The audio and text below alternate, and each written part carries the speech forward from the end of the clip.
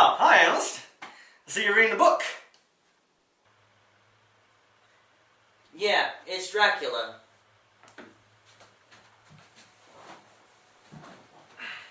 Dracula. Blah. He does not say blah, blah, blah. Hey, I'd rather have vampires saying that than having them to sparkle. Hi, everyone, and welcome to the Halloween special. Yes, and as you can tell, we're reviewing... Hey, is that Sadako?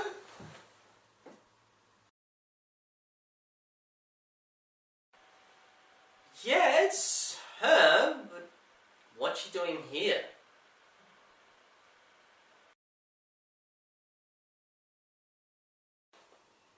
Well, I don't like where this is going. Zangief, do you have any ideas?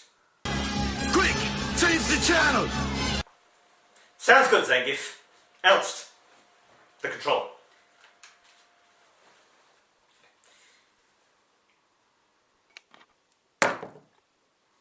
Crap! I gotta get Barris. Oh crap! Reviewer, she's coming closer! Trying to get the berries! I'll find him! Hurry up, man! Yeah, go. Okay, I got one berry. Come on, man! Okay, I got the other berry! Okay, I got it. Okay, so just gotta figure out what's going to put in. What's this positive, minus a negative? Hurry up, man! Okay. Figure it out, man! Oh, crap!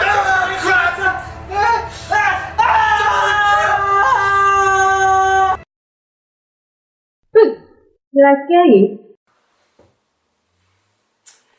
Anime?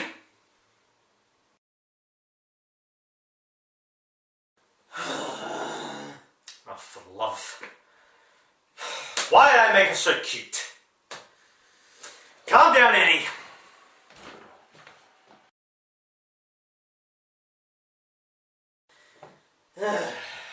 So, what happened?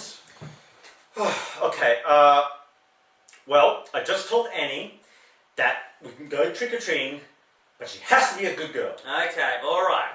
Well, as I was saying, for our Road to Halloween special, we're going to review not one vampire-based anime, but two vampire anime.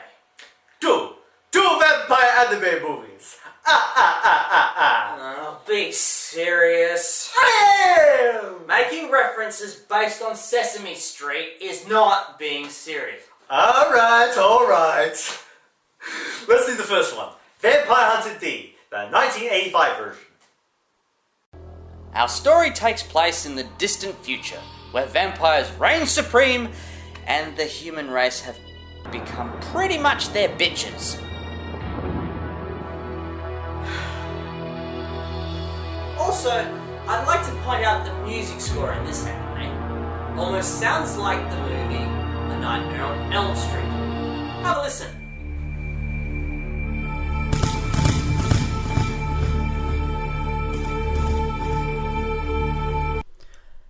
In the first scene, we see one of our main protagonists, Doris, hunting a demon and killing it, but she doesn't know she's walked onto vampire territory, and the Lord of the Vampires, Count Magnus Lee, says he demands payment, and in usual vampire fashion, not money, but blood. Cut to the title shot and... There he is. We finally see our hero of the show, the vampire hunter known as D, strutting on his cybernetic horse amongst the ruined buildings. He is then confronted by Doris and hired on the spot. Looks like there's no time to waste, eh? Doris takes D home, where they come across the mayor's son, Greco, who is hell-bent on getting jiggy with Doris. But she says no! Greco blabs to the other villagers about her encounter with Magnus Lee. So what happens next is obvious but still heroic. D sets off to kill Magnus Lee and encounters the Count's daughter, Lamika, and his servant Ray. A fight ensures and defended. The next day, Dee travels to the Count's castle and gets caught in a trap, but it fails. Enough said. Meanwhile, Greco overhears Ray and the Count's messenger talking about a relic that can weaken vampires. Ray then kidnaps Doris's brother. But Ray gets a nasty surprise, and what happens ain't pretty. Turns out the relic was a fake, and Ray gets his hand cut off, and Dan is rescued. As for Doris, well, she gets kidnapped by Lamika and duped by one of the locals who is now a vampire. Turns out Greco swapped the relics and uses it against Lamika. Doris is rescued by her brother, Dan, and Dee. Doris falls for Dee, but she gets rejected. The next day, Ray finds and kills Greco. Dee gets impaled with a wooden stake, and again, Doris and Dan are taken to the Count's castle. Bizarre, ain't it? While Dee is lying on the ground, his parasite left hand eventually saves Dee from certain death. What comes next? Well, what any action-style anime would have. A fight to the death. And list, you fill everyone in, please? The Count and Doris have a wedding. Dan, having escaped his cell, attempts to attack Lee, but falls into a chasm before being saved by Ray. In retaliation for not fulfilling his request, Ray attempts to weaken the Count with the time-bewitching relic. However, Lee, who is too powerful to be weakened by the relic, kills him. Before Doris can be bitten by the Count, Dee appears and engages in a climactic battle with Lee, and succeeds in stabbing the noble with his sword. A weakened Lee attempts to influence Doris into killing Dee, but she's broken out of the trance by Dan, who arrives with Lamika. Dee then uses his powers to enact the destruction of the castle, and it is implied, because of these powers and their resemblance to one another, that he is the son of Count Dracula, the legendary ancestral god of vampires. He then tries to persuade Lamika into living as a human, but she chooses to die as a member of the nobility with her father.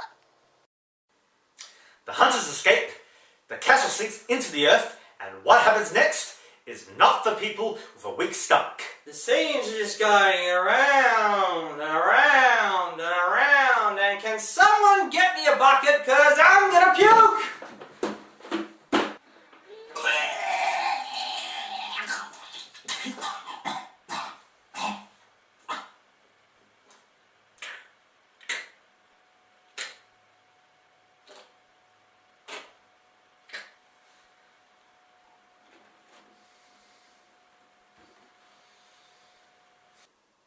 Doris and Dan say their goodbyes to Dee, and he sets off like Clint Eastwood.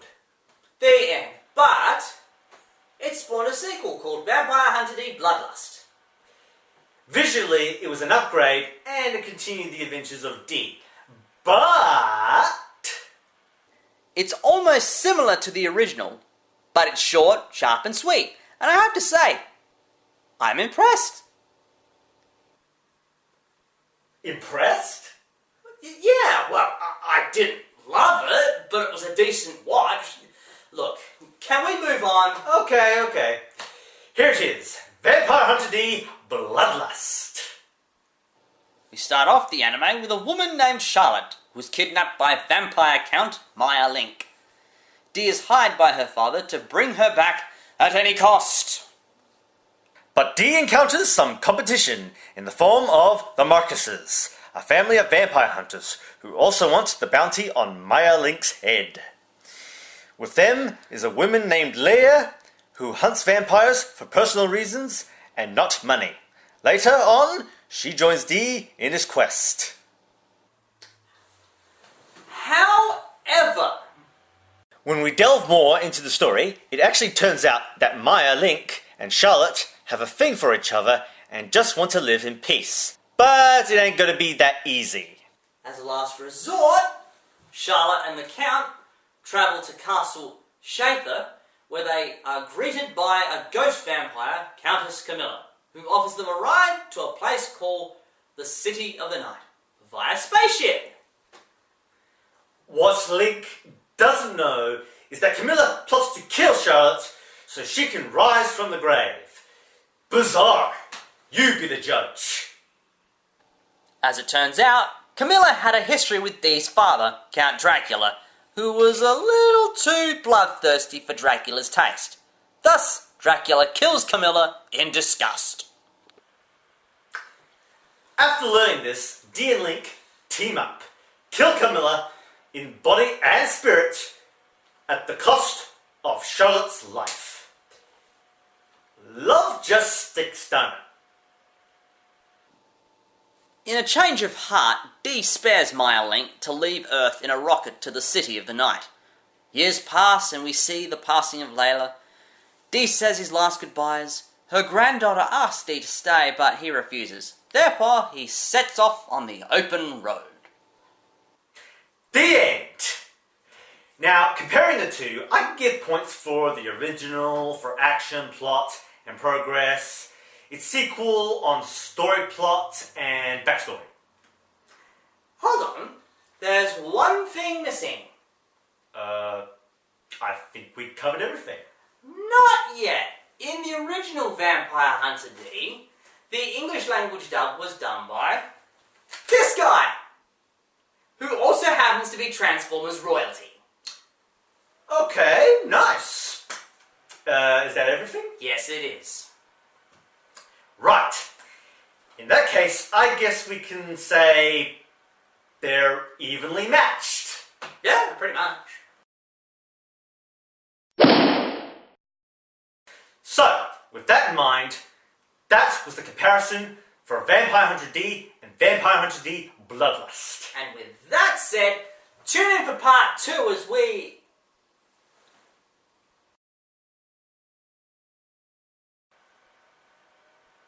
Oh, Annie, is that you again? I'm almost done.